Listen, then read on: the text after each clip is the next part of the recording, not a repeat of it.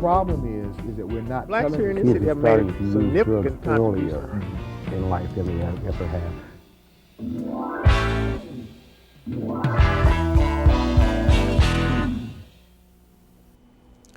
Welcome to Minority Focus. I'm your host, Jimmie Moore. We've got a lot of things happening in the city that we're sometimes familiar with, sometimes we're not. Some of those things we have misconceptions about, and some of them, some of us are very knowledgeable about it, and we know the truth of the things that I'll say that we know about.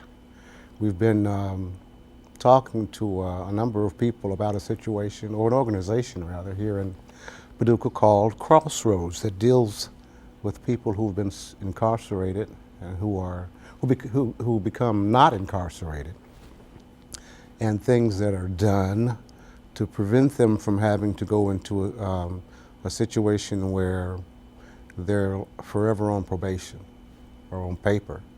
And to talk with us about this organization today is Reverend Charles Russell, who I think is a 15-year or more Board of Directors member for that organization, Crossroads? From the inception of it, when it began, I was one of the original board members. I've been on ever since. Thank you for coming to talk to us about this. I know you were pretty eager to get on. You had a number of things you wanted to clarify on. Yes, I really do. I think people don't understand the reason for Crossroads, and a lot of things that are being said that are not true. First of all, Crossroads is a non-profit organization. Time out, Reverend Russell, because you know, the conception is amongst a lot of people, as a result of some people, well, a few people, is that it is very much about making money, and that just a lot of people got their hands in the cookie jar, and there is a nepotism thing going on, and a conflict of interest going on, if you will. A daddy is sending people to Crossroads to make money because his daughter is a part of Crossroads. A whole bunch of stuff like that. I heard in the past that one of the judges and her husband owned it, and they were pocketing money. When I say non-profit, that's exactly what it is. We can't make profit. The fees that are paid, they take care of the rent on the building, the equipment, the computers that are bought, the insurance. It had to have insurance. It pays the salaries of the people that work there. Any profit has to be put back into the community.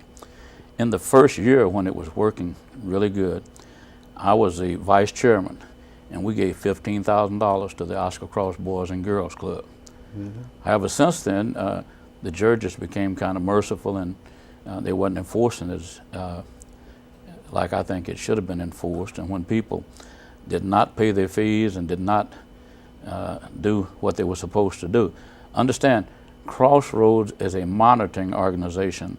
The people that come to Crossroads have been found guilty by the judge, and the judge gives them an option of going to Crossroads and going to classes, or sometimes community service. They used to assign some to community service.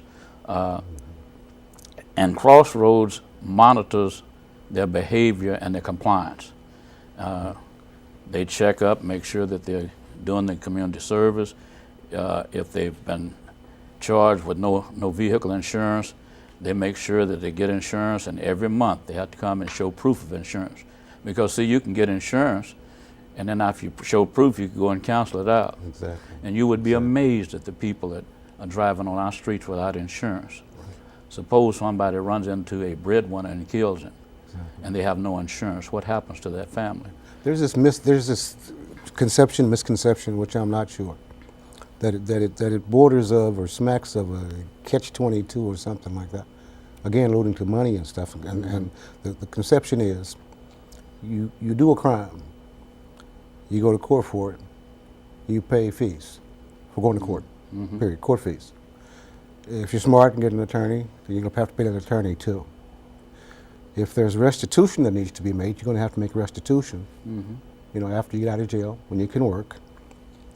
Then you're going to have to pay Crossroads to come to them for them to tell the court systems that you're doing whatever they told you to do. Okay, the fees that are charged. Tell you what, let me show you what happens here. We are under the guidelines of the Supreme Court, and it says, a district court may refer a defendant convicted of a misdemeanor or a traffic offense to a private agency for monitoring in accordance with Kentucky Revised Statute 533-010, parentheses 12, only when probation monitoring services are not being and cannot be performed by a governmental agency, a not-for-profit agency, or volunteers. Now, they had the system called CAPS that used to be in effect here. Right. It was a for-profit organization. Money did go into the pockets of the owners. And then I think the judges were concerned that maybe the monitoring wasn't being done up to standards, but anyway, this non-for-profit organization came into being, and they began to assign misdemeanors. Understand, these are people that have committed a crime, broke a law. Laws are established to make people do right. And I can't understand why when people break a law, they think there shouldn't be punishment. You dance to the music, you pay the piper. If you go to jail here in McCracken County, if you are a McCracken County inmate, not a state inmate, but a McCracken County inmate, you charge $5 a day for being in jail. When you get out of jail, you're given a bill. Now, I don't know how it's going to be enforced to get the money. Probably when you go back to jail the next time, because there's so much recidivism. The rates that are charged at Crossroads are on a sliding scale. It depends on the amount of dependents a person has. The highest rate is $25 a month. It goes down to $5 a month. If a person is completely indigent, it'll probably be written off. Now, when they go to the classes, there are several organizations that a person can go to for, oh, by the way, we're under Kentucky Revised Statute too, it tells us in here. And the money is accounted for by a certified public accountant. Right. We don't touch the money. It goes into the bank. The people there at the close of day have to tally the books, the money that's brought in. Each day is rotated, who counts it, who is verified that the count is right, and it's put into the bank. The certified public accountant keeps up with it. I've got some minutes here from a meeting. Okay. But these are places you can go. Well, first of all, the monthly fee schedule. If you make $20,000 and up annually, $1,666.67 per month, then and have 2 dependents, that's $25. 3 to 4 dependents is still $25. Now, if you, let's see, what's the lowest? If you make, say, $9,999 between that and $5,000 annually, $833.25 a month. I guess if you're on welfare, and 2 dependents is $15, 3 to 4 dependents $10, 5 to 6 dependents $5, and then completely almost indigent $416 so a month. That's $5. And if you don't have it, if you're completely indigent, I know it would be written off. Well, that was one of the circumstances that was discussed with someone else who talked about it. Was an example of a young man being incarcerated for non-child support and getting out of jail and being given a directive to pay X amount of money per month, period, without regard to what his income was or where he was working. Just this much money will be paid every month, period. The Crossroads? Never happened. Never happened. No. No. And this is another thing too. When they go to court and they've been found guilty and the judge decides to give probation, that time here, say you can be referred to Crossroads for classes. It's up to the individual. And you have an option of saying, no, I don't want to do that, and you can go to jail. Right.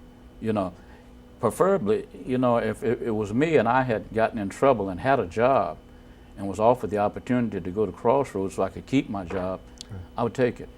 Sure. And the fee you're paying, understand the law has been broken. Right. They've been found guilty. The thing that hurts me to my heart is Crossroads gets the blame. Crossroads does not assign people to themselves. I've watched Susie Johnson. She's the executive director. I call her the world's greatest executive. I've seen her. She recycles paper, trying to make ends meet. I don't know of any other governmental agency where they use the other sides of paper. You'd be surprised at the limits. She has worked with people. They work with people down there. And the thing about the judges owning it, that is so far-fetched. I can't even believe the Supreme Court would not allow it.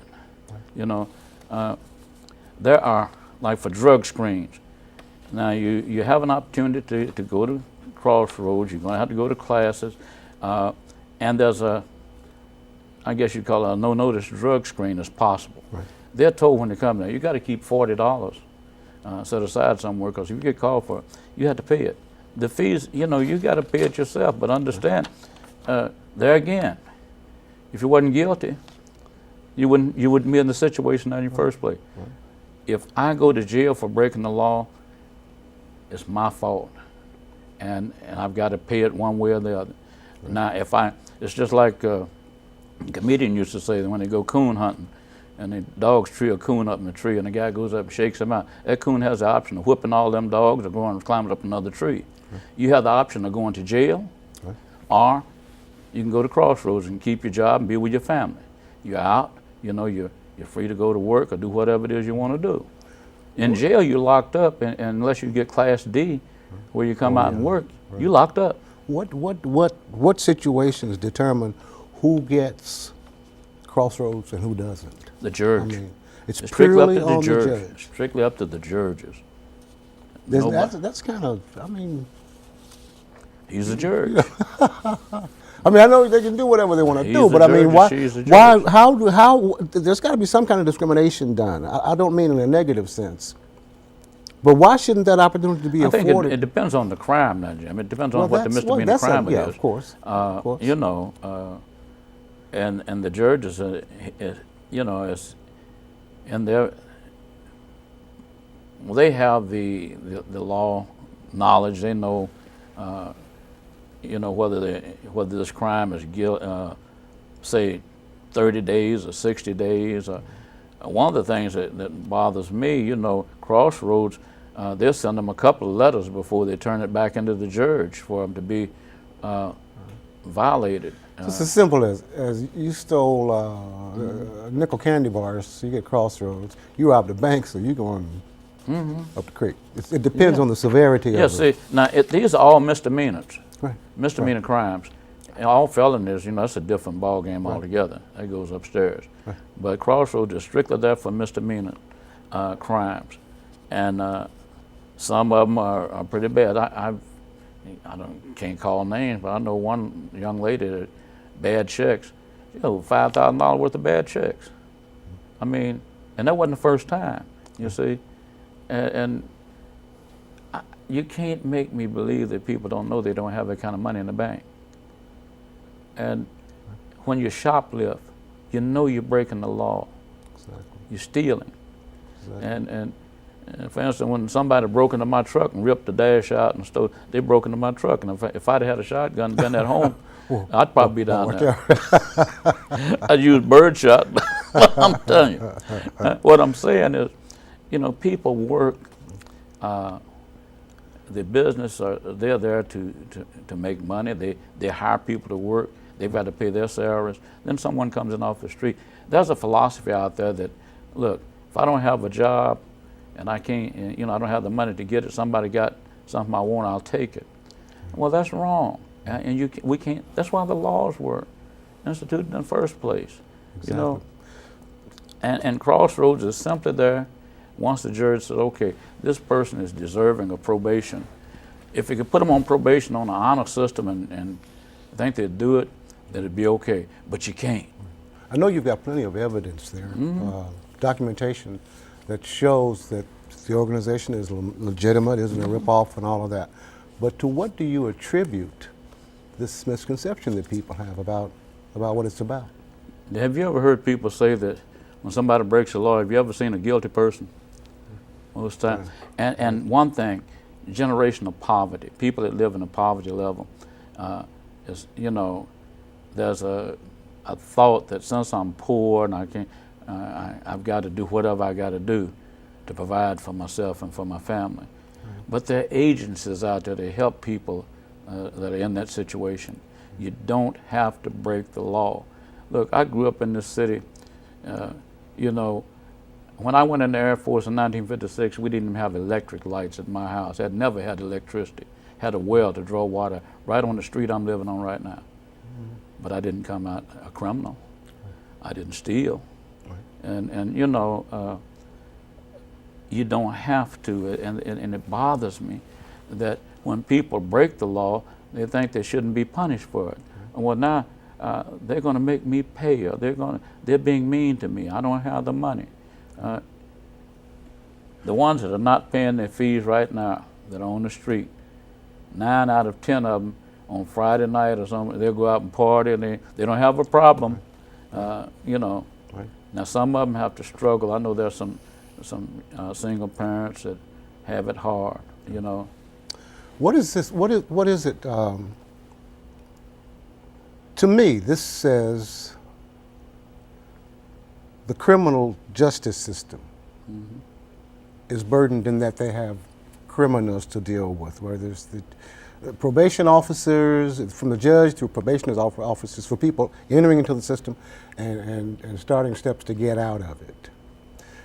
I want to feel that what Crossroads does is something that should be monitored within the law enforcement part of the program. I don't fully understand why Crossroads is there. What are probation officers for? People report to them, and the probation officers determine whether they're doing what they're supposed to do or not. Is this just another faction or a help aid or an assistance to the criminal justice system? There are so many, the judges of, you'd be amazed at the stack of folders of people. The jail is full to overflowing. And probation is one way of, alleviating some of the strain. When they're in jail, there's the feeding, the medical attention, all these things that have to be taken care of. And if you fill the jail up, right now they don't have room enough. Sometimes, you remember they talked about the bunks? They had people that had to sleep on bunks down there.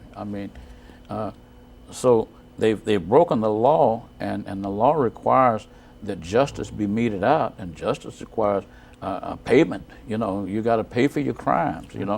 And so all this paperwork, you would be amazed at the paperwork that's generated at Crossroads, because, in 2006, appointments kept total appointments kept in 2006 were 8,188. Appointments not kept, there were 5,065 appointments that wasn't kept.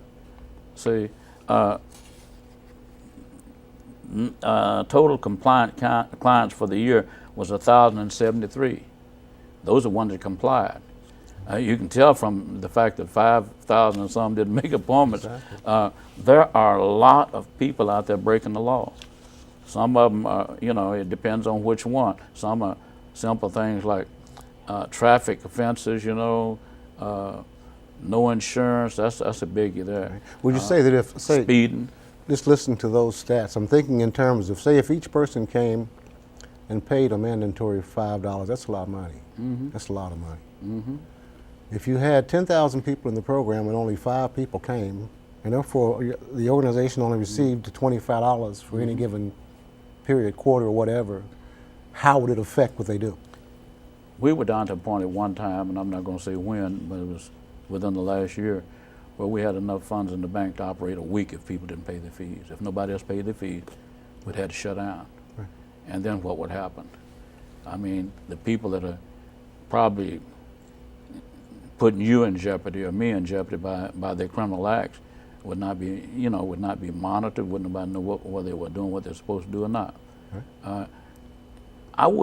We wish that everybody would cooperate where it wouldn't be necessary. Where you wouldn't have to have somebody. If people were honest, where you could have an honor system, and the judge would say, you got to go to Salvation Army and work 5 hours. I know a young man that had over 300 hours of community service, And he said he did 50 of them, and when they put him in jail, the judge was picking on him. He still had 275 hours to do. And that was in lieu of fines and court costs and stuff. They were trying to help him. And, you know, and the reason we don't have that much community service now is because the people that are supposed to be on community service go there drunk, or high, or dirty, or they steal. And so the businesses have got to the point they don't want them. Right. You mentioned giving the amount of money that the organization did to the Boys and Girls Club, Paducah. That was some $15,000. $15,000 to the penny. I carried the motion, I know. Going in the opposite direction, say for example there was a surplus, or on the books there was $1 million at the end of any quarter or period of time. We could help so many different organizations. But I'm saying, say if you'd already done that. I mean, let's just say that you'd already helped X amount of people, and there wasn't really anywhere credible that you needed to give monies to, any substantial amount of monies to. Does that money just sit and keep carrying over? Could this organization be eventually be holding multi-millions of dollars? I mean, could that be turned back? Could that? But remember, the Supreme Court it has to be turned back. Yeah, it had to be. It would have to. In the final analysis, who gets the money? Any money that's left over, who gets it? You'd have to ask somebody in the Supreme Court. I don't know. I know we couldn't get it.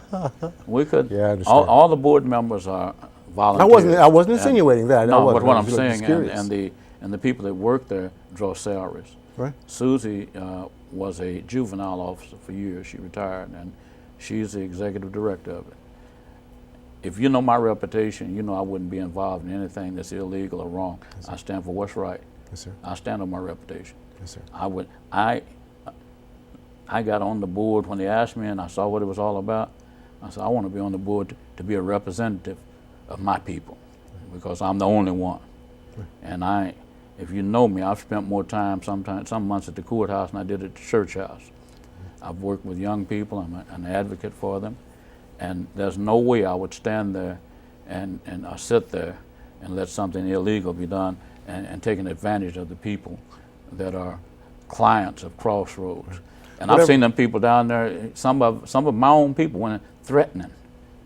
Call the police. Don't put up. You don't have to. You are here to monitor what they're supposed to be doing. You don't have to be insulted and threatened. It's not right. The information that you have there about Crossroads, is that information that anybody can get? All they got to do is go down there and ask. That's what I wish people would do. If you hear these things and you're in some position of leadership, then go and check out the various source. Go to the people. Go to Crossroads. Tell them who you are. I'm saying, aside from Crossroads, can I get information about Crossroads without going to the office? Can I go on the internet? Can I write to any agency and learn everything I want to know about Crossroads without getting it from Crossroads? You could probably go to the court system, because they're the ones that oversee it. The judges, district judges, not the circuit, but because you know how people are, automatically you're going to tell them the what Freedom you want of to know. Information Act. We couldn't keep anything secret. It's not like the Secret Service. Right. I mean, if you want to know, and that's what I wish people would do. Sure. You hear this? I come out of the courthouse and I can never forget somebody was telling, at Crossroads, that's all about the money. I said, wait a minute. I'm on the board.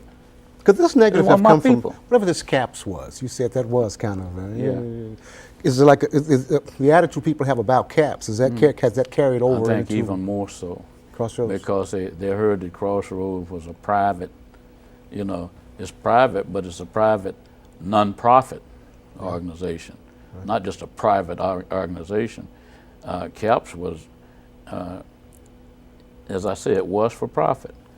And I don't know, I heard rumors, but I don't really know, that somebody would go down and with, no insurance, and it's okay, pay me $30 and $300 fee and come back in a year. Well, that person had insurance, you show proof of it and go out and counsel it. And be without insurance again, get a refund on what they'd paid on the insurance. So you're helping the individual, and you're helping the court systems too. Yeah. You're taking a load off of a couple of three other organizations, because the probation officer is not going to have to. They don't have time to see, probation officers have to go around and they're doing things like inspecting and checking, people are not supposed to be drinking. They got to go and check trash cans or make visits at night, or they got a lot of paperwork they're handling. They got so many clients, you know. It's like a chicken run around trying to, well, like a one-legged firefighter, okay. you know. You just run around in circles. Right. And there has to be a place where the clients can come and show proof. And okay, there are organizations for domestic violence. There are a couple of agencies in town. They're given the opportunity to choose which one they want to go to. Right. You know, it's not. It's one of those things that you go and you're going to have to pay a fee, because those are private organizations. Crossroads don't get a bit of the money that goes to the people that are doing the step of deception classes, or like for the drug tests and stuff. Those agencies are paid, you know, by the individuals. But we've only got a couple of minutes left. I'm curious to know if you, I don't, of course, you're not going to divulge anything that you shouldn't, but approximately how many people are in the Crossroads system? oh Lord, What's the workload there? What's the? I don't know what it, but back then in July, I think it was July last year, there were, well, like I say, there were 1,073 that complied, and there's probably another 500 or 600 that didn't comply. You know, the new judges are enforcing it more. They're letting them know Crossroads is a privilege. It's not a requirement. It's not a punishment. It's a privilege. It give you the privilege of going to Crossroads, or you can go to jail. Right. And if you go to jail, if you got a job, chances are you're in jail for 30, 60, 90 days. Your job is gone. Nobody's going to hold it for you. And That's then for sure. you get too many of those, and pretty soon you can't be hired anywhere. Right. Well, Russell, thanks a lot for coming. Thank Appreciate it. I knew you would. All right. So there it is, you know, Crossroads. Yay or nay, to be or not to be, I guess you sort of have to draw your own conclusions about it. But you got information, you know, that it's available for people to check it out for themselves. Absolutely. To see what it is. And there's still going to be people who say the same Oh. things about it anyway. That's never going to stop. That never But I will stop. appreciate you coming and, you know, and giving us this portion of it. And, you know, if it's a good thing for those people who need it, who might need it, be prepared to take advantage of it. Certainly can't help. Like you said, it's either go to jail and lose everything, or give this a shot and try to make it out of the system. I Thanks think it's the best much. thing since sliced bread. Appreciate you coming, Ross. Thank you very much. All right. Minority Focus, I'm Jimmie Moore.